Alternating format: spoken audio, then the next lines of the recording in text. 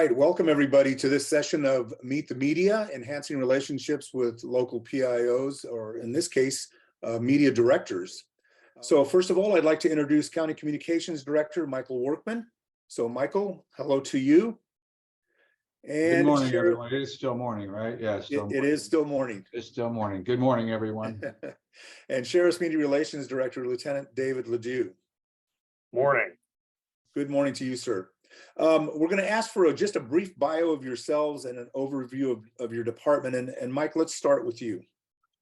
I started off in news, actually, way back when I went to San Diego State. I worked at Channel 8, worked at NBC locally, worked at the CBS, both in Vegas and San Francisco, which was the longest year of my life.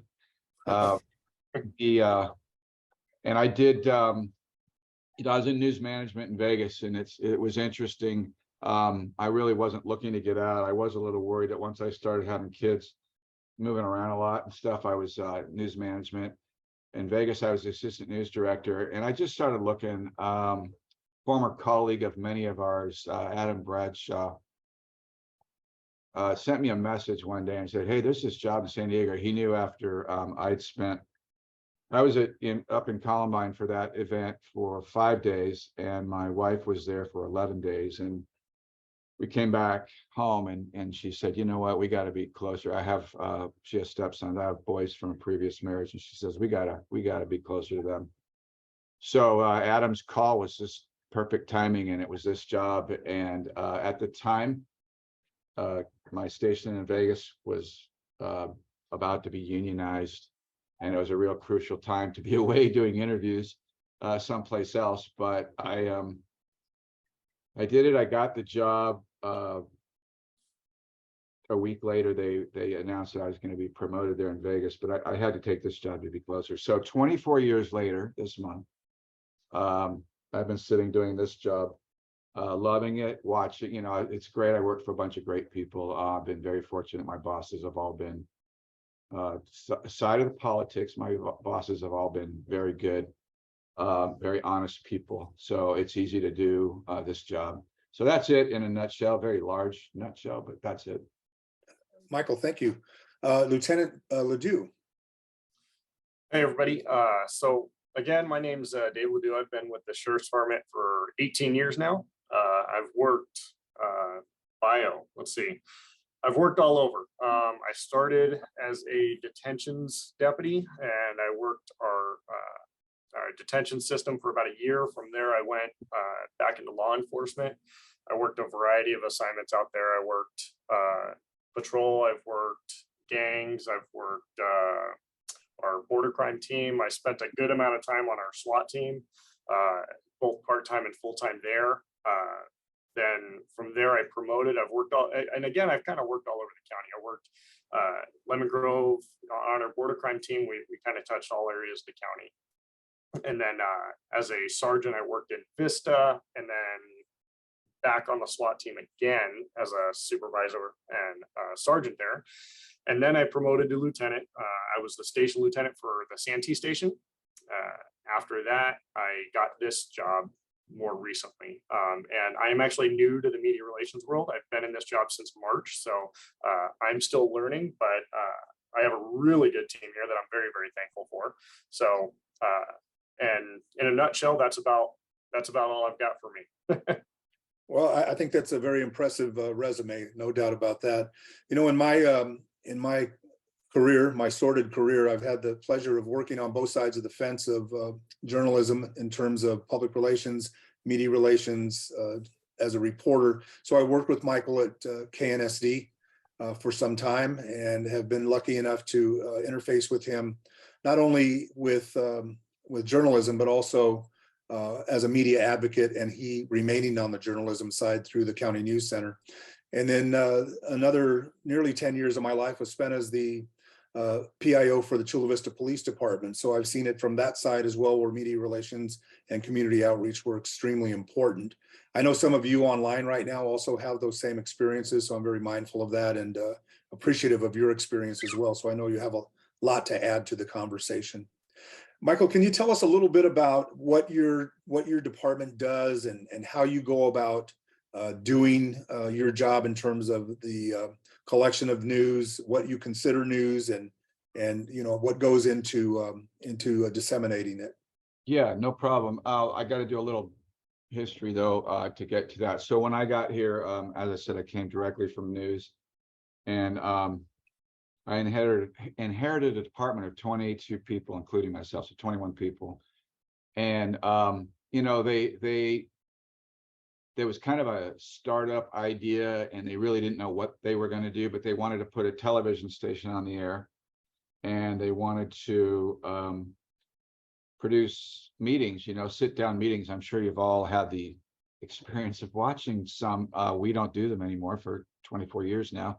We don't do those, but they're not really compelling TV, but a lot of politicians and bureaucrats like to sit around in big fluffy chairs and talk to each other about the important things without video support and visuals or any of that.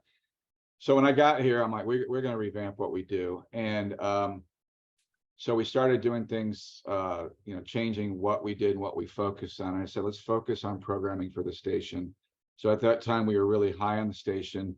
There was every reason to be, but, with the rules the way they were with PEG and all that stuff with the channels, we were on 15 different channels in 15 different areas around the county. So it's really hard to sell that, right? When one of the channels was 99, one of them was 24, one of them was 19.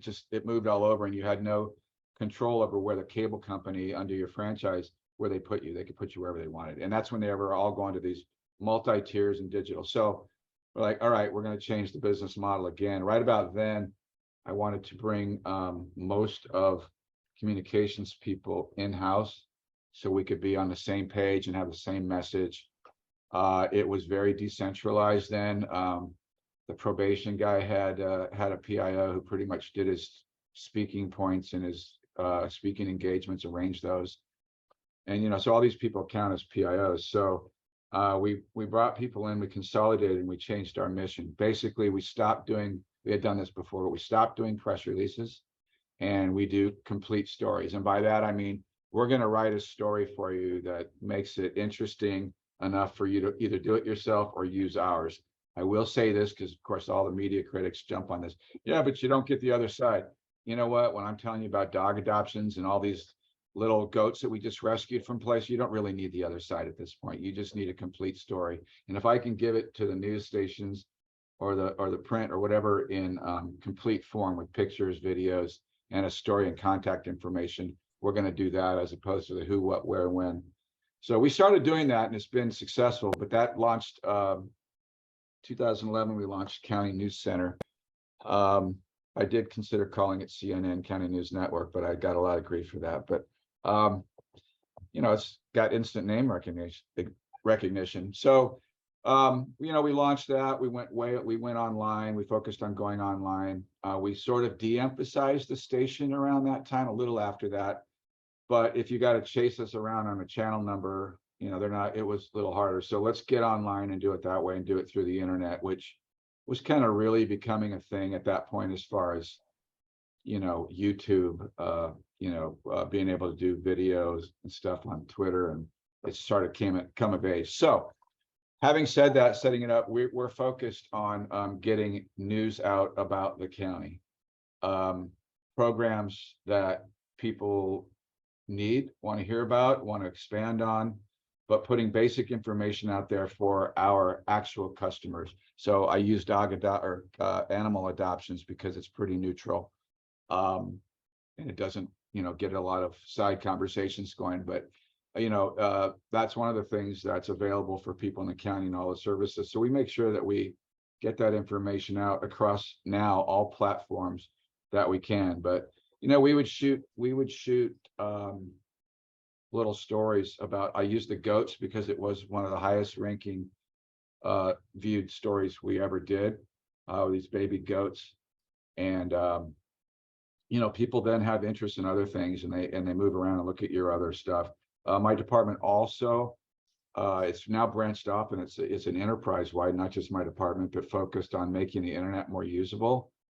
Because if you work, I don't want to insult anybody, but if you work for government and you work for programs that are, all full of acronyms and all these things, a lot of that is lost on your average consumer that needs your product or is interested in what it is you're doing. For example, just if you wanted to go on Health and Human Services and find out, find services because you think your teen is vulnerable to suicide for whatever reason, the way you click through to get to it was insane. I mean, it was just crazy. And, just people who meant well did that and they didn't realize, but like, that is so consumer unfriendly. So we do a lot of that. Now, like I said, that thing took off as an idea and we got to do it countywide because it actually got worse as far as how many people were getting online and then you read what they wrote. So it's now become an independent arm within the IT department upstairs. But we do that. We do internal communications. So our internal newsletter, we shoot the board meetings every time we have the board meetings. And of course, during COVID, we did 2 years of remote. We had to create a studio in the sheriff's conference room and create a studio in there that we had to go back to for a long time. It was every day. And then it went to less than that. So that's sort of the whole circle of the things. We do a lot of stuff in between. We write all the annual reports. God love the people that do that because that's some exciting stuff. I'm sure some of you do that too, but it's just accumulating the information, getting people to give you the information can be tough in a timely fashion, accurately, so that you don't want somebody to give you something and then find out that the CAO knows, no, that's not what we did. Oh yeah. So I don't do that. Other people that have a lot more patience, usually people that don't come from a news background where everything happens at the speed of light. These guys are much more methodical and get how bureaucracies work. So they've done really well with that. So there's that annual report. We do the budget presentation with the finance people. So there's a lot of internal things we do that way. But we get, as you all know, many questions from the outside every single day. And that is really what we focus on the most. And while I'm doing this, my staff is in a training. And again, we're refocusing ourselves on customer first. So that's really important. Our customers are all over the place. They're the county personnel, they're the county bureaucrats and leaders, they're the county customers who we serve and provide services for. And our job is to make sure that everybody that comes to us is happy when they leave. It's a little harder on the media side. I will be honest, that's a little harder because they're not happy if you can't talk to them, but you know how that goes. So that's it in a nutshell. All right, appreciate it, Michael, Lieutenant. You have a big department, a big job. The department, as I remember when it was a collateral duty for a sergeant a long time ago, and the department has grown quite a bit over the years, and the value of media relations and public information and community cohesiveness is something that you guys really focused on, as I understand, as I see it now. Maybe you can give an overview as well.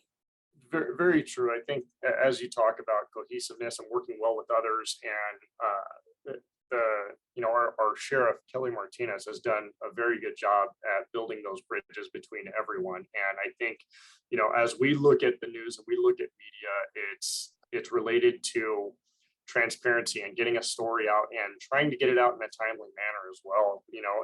The struggle sometimes that we understand is that the media also wants a lot of information, and the struggle is sometimes we don't have it right off the bat.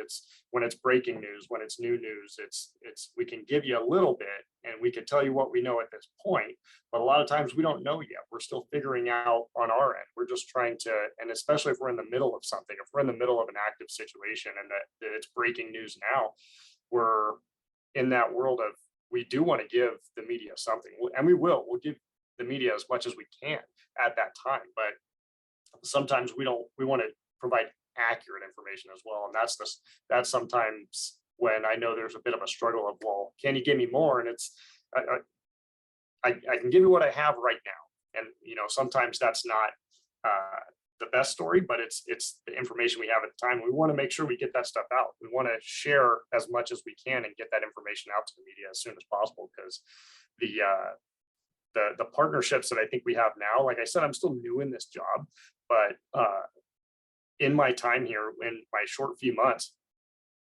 everyone by and large has been very fair. The media I've had a very good working relationship with everyone I've come in contact with. So I've been very blessed to build these bridges and keep them going and see how we can work together. And that's what I've actually enjoyed quite a bit, is working with the media and learning from them, as well as getting information to them in a timely manner. But the big thing I would say right now, as you kind of talked about, is as we build these bridges, is transparency and being as transparent as possible anytime we can. So if we can put information out and there's information that the media is interested in, or a program, or, you know, if we can get it out, we want to. We have a lot of new programs, and we have a lot of new things that we're doing, and upgrades and updates that are really good programs. And we like to push the positive out as well, like that positive information that we can get out there and tell the community about all the good things that we're doing on a daily basis. I like putting that out there too. I think it's great information to have out there. Sounds good. Let me ask a quick question related to, obviously we come from the behavioral health side of it, and we have a lot of programs, regions, initiatives that cover alcohol and youth, marijuana and youth, really focused on youth. We have the SUOPT, substance use overdose prevention task force, and so how then can we, as media advocates in these areas, create partnerships with you to better inform the community of not only what we do, but also some of the issues that we work with? So anything related to programs, anything related to new information, I would encourage everybody, honestly, send it straight to me or our media relations email. I'll put it over here in the chat as well, our media relations email, and get the information to me, and we can always repost it, retweet it. If it's something that is beneficial and it's something we can promote, then we will. If it's good information to get out there, let's get it out there, get it to as many hands as possible. If there's a joint program, or there's a event that someone's going to that is highlighting the work being done, or opportunities for kids to, again, like you said, say a marijuana eradication type thing, we could partner on that. We could also show up and talk about the dangers and talk about the things we see and the things we deal with, and we could create those partnerships. And I would love to do that. That would be great for our department, and it'd be great to, you know, have people see us out there and working together. I think it'd be great.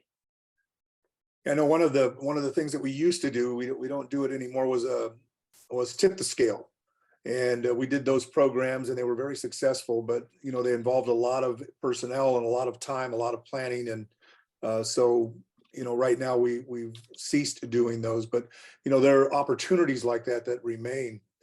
Michael, you know, how do you determine what you're going to accept as news, especially from programs like the ones that we all operate? Yeah, that's a really good question, and I felt like we were getting to that. So, you know, ours is different. As much as we try to be central and understand, we are relatively siloed. So everything that you guys are referring to comes in through the Health and Human Services Agency. So we are standalone from them, but we are close partners. They've since sort of regrown, since the 2011 restructuring here. They've regrown that department out of necessity, and the amount of, you know, focus and attention on behavioral health issues, you know, homeless, everything in that bucket. And then they've branded this Live Well. So everything really lives and breathes for the agency through Live Well. And I don't know who's exactly represented as far as what organizations and what your relationships are with Live Well. You know, if you talk about youth, it usually goes through First Five, which, you know, is sort of arm's length from us. You know, it's armed. So it's not as clear. I wish I could say what David said and say, just send it to me. You'd be sending it, you'd be putting it in a big old black hole in space, because I would have to send it to someone else. You probably have better luck with programs. So if you, there's people that are involved at the county that work with different types of programs. So, drug abuse, alcohol, or drug use now, alcohol use, those things, youth, at-risk youth and all of those are the doors you need to go in through to partner on things like that. I will tell you, I heard David also say about retweeting.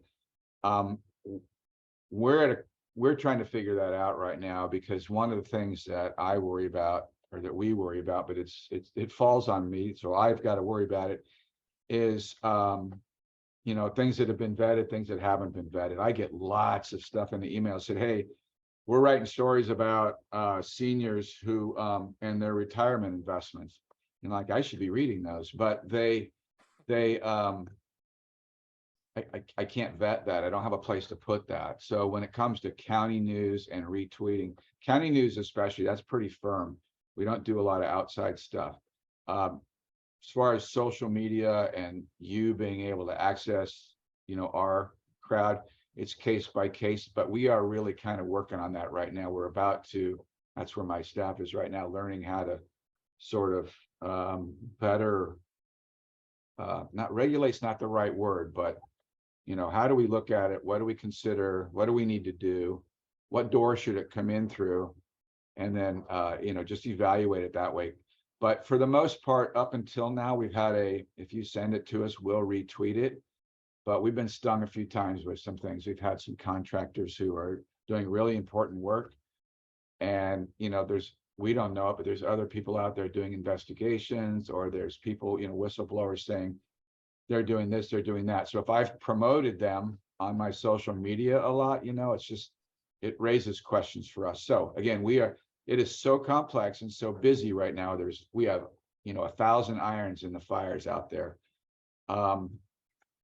We have to really stop down and say, are we reviewing this stuff properly? But again, I would say anybody who has any program, as the ones that I just heard you guys describe, really needs to go through the LiveWell / Health and Human Service Agency door. And so each department, each unit can do their own. So that's where I would have your stuff tweeted. Now, it's not going to get retweeted or seen. It may not get as many eyeballs as if on the county general one, but I'm not sure, that's your goal. So we're going to redo this. We're going to rethink this, re-engineer it, if you will. And then we should have that conversation, because there's not just one answer. It's a little more complex for us. We want to be generalists, but there's just this liability issue now that we have to deal with when it comes to vetting. And we've had a couple, like I said, contractors that have gotten themselves into some pretty hot water, and we got to be really careful about what we've done to promote them, if that makes sense. Yeah, thank you, Michael. It You're does right. make sense. Go ahead. Yeah, Mike, you're also right. And just to follow up, I do, like I said, I want to say, if we can retweet, we will, because we won't do any endorsements or endorse a specific company, things like that. But if there's a program that is already bought in through the county, things like that, then yes, we can 100% do stuff like that. But if there is a program we don't know about, I want to know about it. And if it's something we can partner on, and sometimes that takes work too. There's background processes, things like that we have to do to make those partnerships happen. But if I don't know about it, I can't start that partnership. So please, yes, I am the point of contact for it, and I would encourage people to send that stuff my way as well. Sounds good. And again, we wanted to open this up to questions. And John Byram, you have a question. When you go online to ask your question, can you also identify the agency, the region, or the initiative that you work with, please? Sure. My name is John Byram. I'm from North Coastal Prevention Coalition. We work in Carlsbad, Oceanside, and Vista. On a lighter note, this isn't my question, but for Lieutenant LaDieu, the Encinitas Deputy Sheriff Wells won our law enforcement go-kart race. The Sheriff's Department has won 4 out of the 5 years we've had it. One deputy won it 4 years in a row. They get trained in driving like that. So you're just handing it to a bunch of guys who have we built a track for them to learn how to drive like that, and they're coming in here whooping up on Well, good. well, we had DEA, we had the Encinitas Sheriff's, Carlsbad PD, Oceanside PD, Vista Sheriffs, and oh gosh, I can't remember the other one. Did we beat CHP? What? Did we beat CHP? Yeah. No, they didn't show up. Oh. Yeah. So I just wanted, that was a little, it's a fun thing we do every year. We might have to come out and shoot video of that. Okay. Just to get more of this stuff. We have to come out and shoot some video of that. Yeah, and go ahead, John. My question is, there's always some very suspicious explosions in houses. And I know you guys have to do your investigations before you say anything. The thing is that we have these individuals, they're manufacturing, marijuana, what is high? Yeah. You're talking about the oil, Yeah. right? Yeah. Hash oil labs and things like that. Correct. And while we get the story about the explosion, we never, and then it says it's under investigation. We never get the second part. This was a hash oil lab that happened. It would help us for the community to know that this stuff is happening in their community. Like back in the day when we have meth labs, everybody in the community knew what a meth lab smelled like. And we got rid of a lot of those. I used to work in East County, and that was like the capital of meth labs. But it would be helpful for us to get that information. So if you can't get it out, we can. So, because we all have media specialists, and it would be great information to get out there into the community. So related to the conclusion, correct? So not so much the initial incident, but the conclusion, what happened at the conclusion of the event? Is that what you're Yeah, after your referencing? investigation. I know we can't get in the middle of your investigation, so. Right.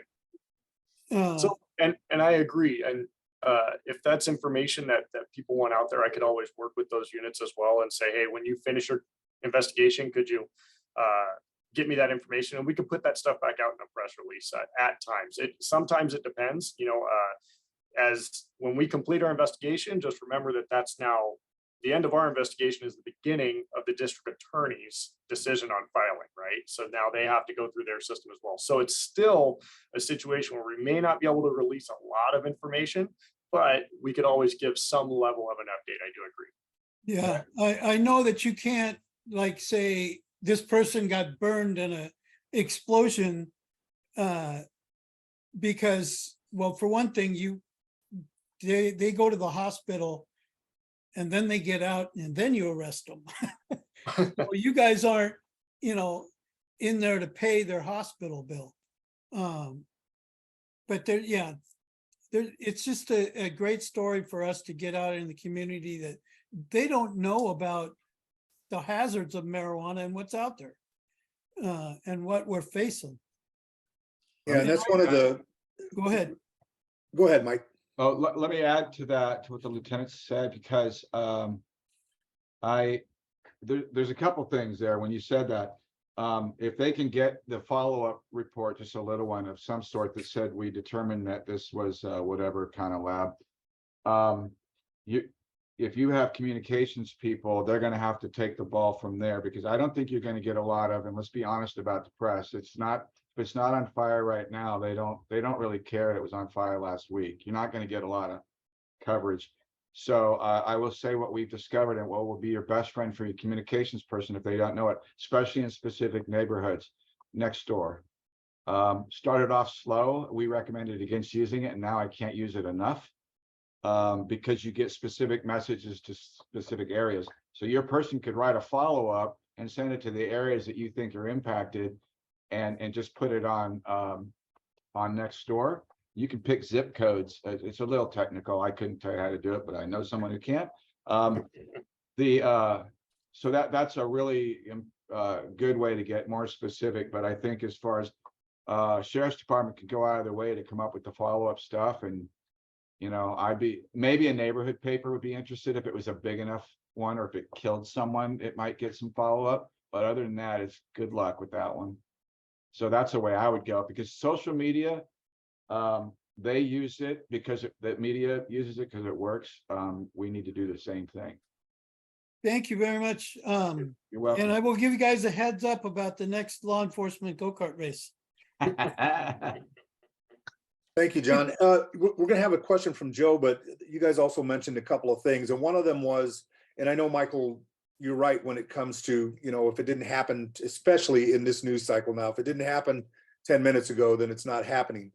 But there is something to be said about closing the loop on information that's put out, and just closing that door so that people know, hey, this is what this was, or this is how this was resolved. So I think there is still some value to that, even though it may not take precedence. Yeah, no, I didn't mean there wasn't value, because I agree with you. I just trying to hook them on it on any given day. Yeah. Is tough, but don't let that stop you. Have your own avenue to go. But no, I totally agree with that. I'm the same way. I always wonder, because I grew up in news, if you will, and still am growing up in news, but I want to know what happened. Hey, what did they find out on that? And Yeah. I'm in a position where I can find out most of the time, but I run out of time, or I move on to something, the crisis of the day. So, but it's important, I think, from your point of view, to make sure they hear that or see that or have the opportunity to see it. So again, I won't go ahead, Bernie. Yeah, just you mentioned something as well, that you would go out and you would send a crew out to do this, the race that John was talking about. But yeah, it made me wonder if you would be willing to accept video from any of our CWMA members of the events that they do, and these would be sanctioned events that are approved by the county. So they're not events that we just go to, or we just participate in on our own behalf. We have to get approval, and wondered if you would accept those things. We do. Let me go back to the county news part of it, though. We don't. We would probably use it in a social media non-county news site type situation. So if we're going to do that, you can do that. But if you want our footprint, if you will, to help you with that, then yeah, you could send that. The issue is going to be, even though I have all these people, but they're still writing all those annual reports, is that we're going to have to go through and look at it. But and I say check it out. That sounds like it's suspicious. It's not. I'm just saying it's got to be vetted here. So yes, you can. We do accept video. Many times I've gotten to be like the local media is now, where it used to be a really strong taboo, right? No, we don't do handout videos. No, we don't do VNRs. Okay. Okay, you can say that all you want, but guess what? I send you guys video releases all the time, and you use them because now you need them. Now the economy and so keep knocking on the doors, and is close. This is why I encourage all organizations to have media type people who know what it is that's acceptable. They know how to make it look. We've all seen those VNRs of the old days where you look at it, you go, really? They really expect me to do this? It looked like an infomercial at 4 a.m. And it had about the same credibility. So you gotta, we know how to do it. Everybody does. Everybody's doing a really good job on social media. Just pattern it after that and get it to them. I don't let. They do get desperate, whether they want to admit it or not. They need stuff, and if it looks and feels like news and it's useful. I'm not trying to say sell them a bill of goods, but if it's useful or helpful, even if it only takes 15 seconds, it got in there. So don't give up. And there's a lot of ways to do it. They all have social media too, so there's a lot of ways to do it. Absolutely. Joe, you had a question? Rob had his hand raised before me, so Rob, Okay, why don't you go? Go ahead, Rob. We are very polite in this room, if nothing else. I'm with North. My name is Rob Hall, and I'm the media specialist, North City Prevention Coalition. Basically, the northern half of the city, north of I-8, city of San Diego. That's my region. And I just wanted to follow really quickly on what John said. One of the things, and I actually wrote somebody in the sheriff's department a thank you in referring to the terminology in the BHO labs, is to call them hash oil labs, not honey oil labs. And I know this is really because the public perception sometimes, you know, every time we can make this thing relate to, you know, people my age, we know what hash is. It's not good stuff. Whereas when somebody says, oh, there's a BHO lab, it blew up. And when I see honey oil, it's like, oh, it's honey, it's sweet, it's nice. Anyway, it's just weird, some of the stuff we do and how we try and shape the public perception. Another reason why we might bug you, Lieutenant, is as to whether or not, you know, like somebody said, we know the neighborhood where this thing blew up, and why we might want to know if we're working on a story about the dangers of BHO labs, you know, the new meth labs. It can keep, if we're doing something 2 days later, we'll take it and stick it in the top of our story and say, remember that fire you all heard about or you all saw on TV 2 days ago? That's what we're talking about. This turned out to be, or it's suspected that it's a BHO lab, and that's why you should care. You don't smoke weed, it's legal, whatever. How does it impact you? We're going to tell you how it impacts your kids, but we also talk about public safety in that regard. So that's why sometimes we might say, and at your end, you might say, why is it so important for these guys to know that story's old? We know it's not going to get on TV, as Michael said. It's not going to get on TV. It's not a lead story, but it's like, it makes our event look fresh if we pop that in at the top. And one of our spokespeople mentioned it. And I just want to say that because it's kind of like we're being pests about it, but it helps us do our job. Thanks. And totally agree. And just so you know, I haven't felt pestered yet in the few months I've been here. So when you guys have questions, please reach out to me. If you guys, Thank you know, you. one of the things that I kind of see myself as here on our department is really the point of contact for everybody. And I can't tell you I'm the expert in everything because I'm not, but I can get you one if it's related to our department. So if you are doing that type of story and you're looking for an expert to say, hey, what are the dangers, or what can we do in this situation, or I'll find the guy for you and I'll get you in contact with him. Because like I said, I'm not the expert in everything, but I do know a lot of people. Yeah, well, Connie Grayson's retired, so we can't call him. But I do know Connie. I'm looking around the room. It's like most everybody here knows him. Anyway, thank you. Yes, sir. So I had a question. I work with Bernard, and I focus on the marijuana prevention initiative, but my question is about, the county has a public health emergency related to fentanyl. How does that affect county news, and how does that affect you, Lieutenant? In regards to the fentanyl, Prioritizing stories, or, you know, I don't want to say each one's a priority more than the other. I mean, you look at a lot of the good programs that are going on right now with fentanyl and the leave behind kits, and the amount of naloxone we're getting out into the community from anywhere. I even just at my son's baseball practice last night, one of the dads came up and said, hey, I didn't know you guys gave out naloxone at a sheriff's department. I just grabbed 3 kits. I was like, yeah. And you know, this is a great program. You guys should keep telling people, like, because you never know when you're going to pick up on this stuff. The fentanyl is out there. It's a major issue now. And you know, he said, I grabbed 3, and there's one in my wife's car just in case we ever come across. I said, yeah, it's important, you know. So this is a good initiative. It's one that I think is very important based on the emergency. We're looking at so many people overdosing. The number of people overdosing in society is gone up so much that it's super important that we keep pushing the program when we get this information out to everybody. That we want people to know that they could come get naloxone at any of our stations at any time. That program I've seen is a very beneficial one. And I don't want to say priority, but it is a priority for the department to let people know. And that's it through a partnership with like HHSA and things like that with the county. So it's a great program that we really want information out on. My other question would be, do you have a list of experts when you are doing a substance-related story that you defer to? It depends. It depends on what you're specifically asking.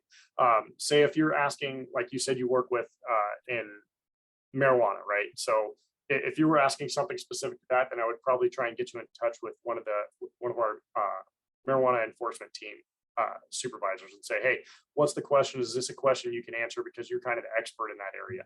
And it's all related to where that person works and who the expert is in that region. Yeah.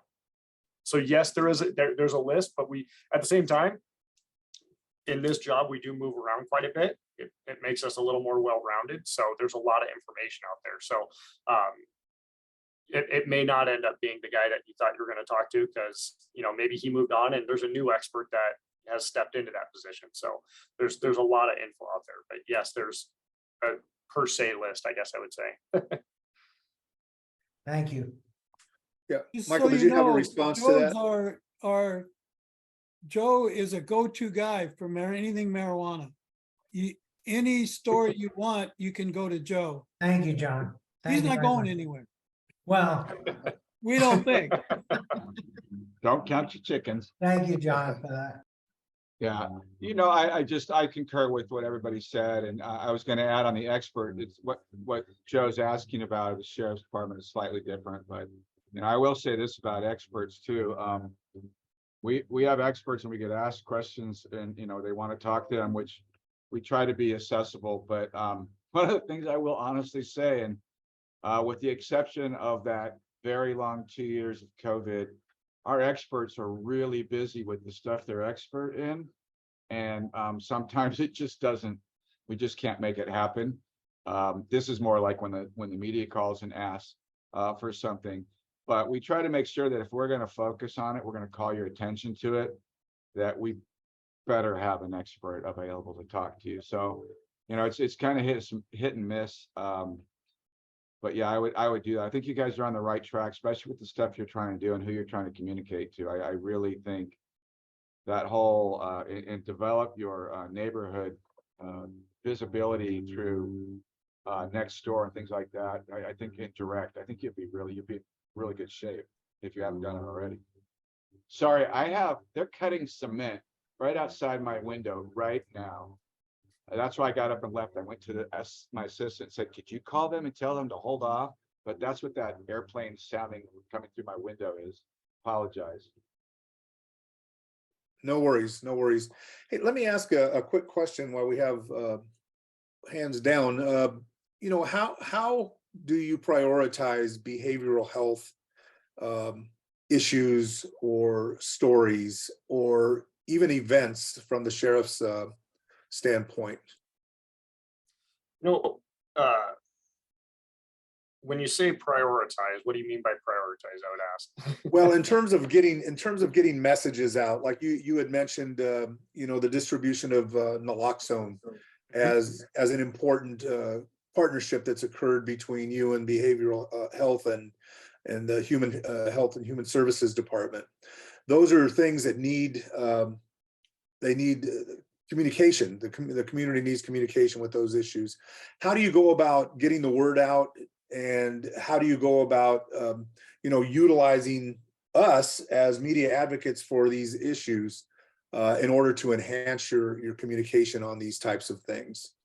So the one thing I would say is or a few things is we ask that you also push out the same information about the programs that we're using when appropriate. If it fits your story and you're doing something related to, say, a mental health response from the sheriff's department, we have multiple programs, right? That we would talk about our PERT, our psychiatric emergency response team, the people that are out there riding with deputy sheriffs for behavioral health issues. We talk about 988 with the new suicide prevention hotlines. We talk about the county crisis line. There's so many options out there that we would when we talk about one thing, or we talk about someone in crisis, for an example, you know, unfortunately, sometimes we're a big military community, right? And sometimes we have some former military members who are in crisis at a time, and unfortunately, you know, a lot of times if it turns into a criminal act and the SWAT teams out there say something big is going on, you know, one of the things people, for instance, that I was asked at one of these recent ones was, can you confirm right now that this is a subject with PTSD? And I said, no, I can't diagnose somebody, but I could tell you that it appears this person is probably in crisis and we want to help them. And that's the information we want to get out, is letting people know that there's a lot of help out there, that we can get them what they need, get them the resources they need, and then provide them those resources. You know, the other thing that is new that the county has as well is the mobile crisis response team when it's not a law enforcement response, because I think that's a great new partnership program where maybe it's not a law enforcement response, or if there is a behavior or mental health issue involved, and maybe they do not respond to law enforcement well. And if that's the case, and there's no violence and there's no there's no criminal act involved, things like that, that mobile crisis response team is a great resource that we would love to get pushed out there. We want everyone to know about something like that.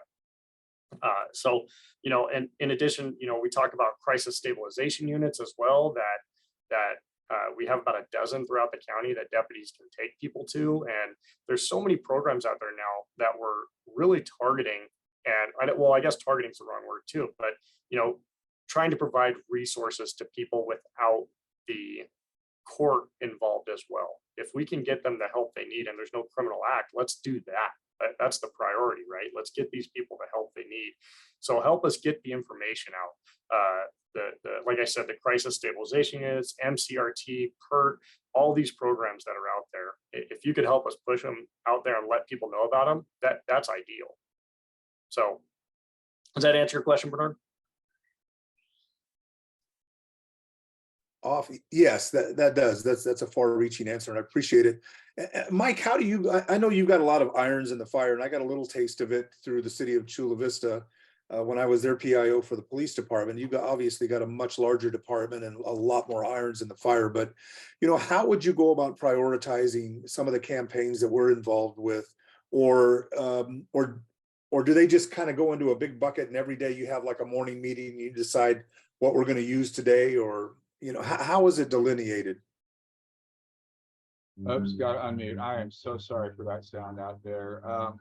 You know, it's we have a big initiative. You know, we get a calendar out and we start to look at when things are going to happen, milestones or things, and we start to plug it in that way, and we prioritize it that way.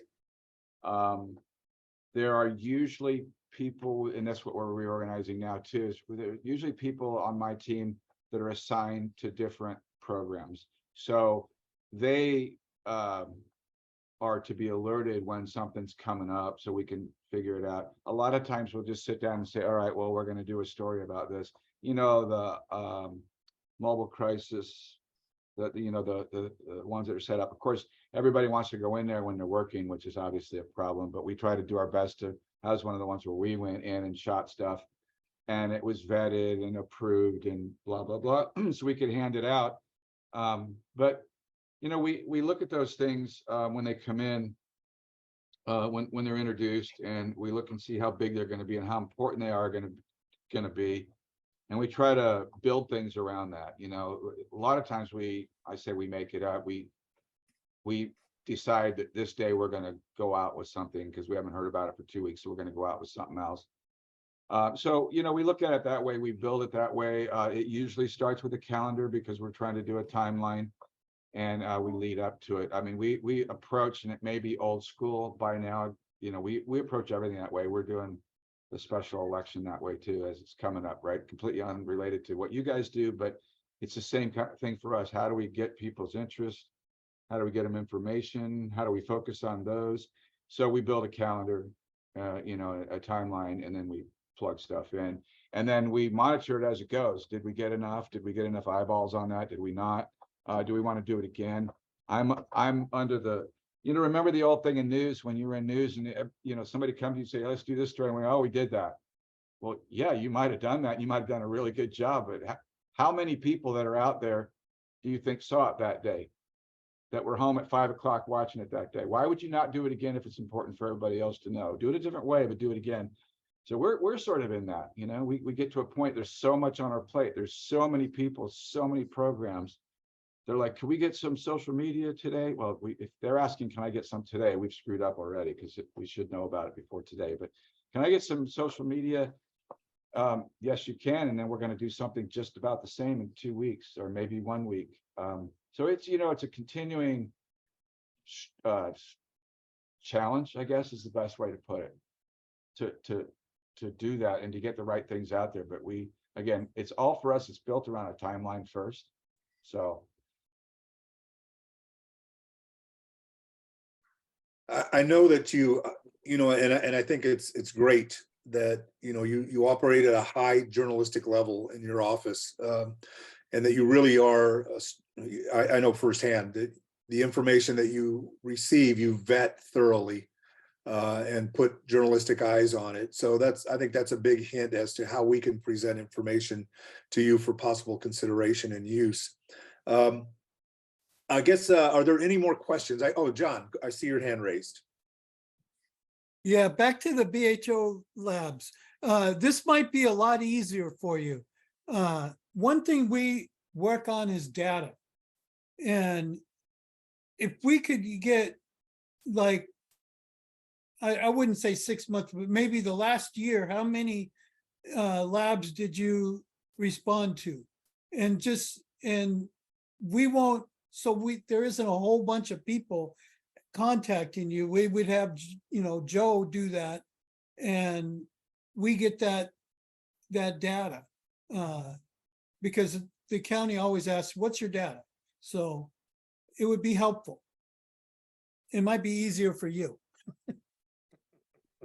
Yeah, if there was a situation where if there was a group of people like you guys who wanted it, and you route that request, say through Joe, and then honestly, if Joe were to send an email to me, that the quickest and easiest response to that is through our CPRA process. I would just basically fill out a CPRA on your behalf, and then it'll give us some time to start compiling those statistics, because we have to compile all that data if it's releasable, assuming it's releasable. Yes.